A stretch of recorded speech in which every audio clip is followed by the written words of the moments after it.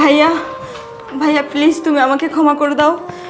আমি কিভাবে তোমার কাছে ক্ষমা চাইবো আমি নিজেই বুঝতে পারছি না। আসলে ভাইয়া সত্যি কথা বলতে কি জানো, ও না আমাকে সব কিছু ভুলভাল বুঝিয়েছে তোমার বিষয়ে, তার জন্য আমি এরকম একটা ভুলভাল কাজ করতে গিয়েছিলাম। তুমি ভাইয়া প্লিজ আমাকে মাফ করে দাও, আমি বুঝতে পারিনি। আরে ফাইলে যেহেতু তোমার অর্ধেক সম্পত্তির ভাগ লিখাই আছে, তাহলে আর এত চিন্তা কিসের?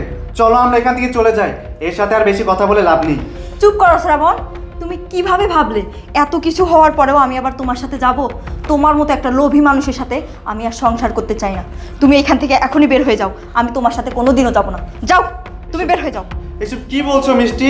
তুমি আমার কথা শোনো, তুমি ওর কথা কেন শুনছো?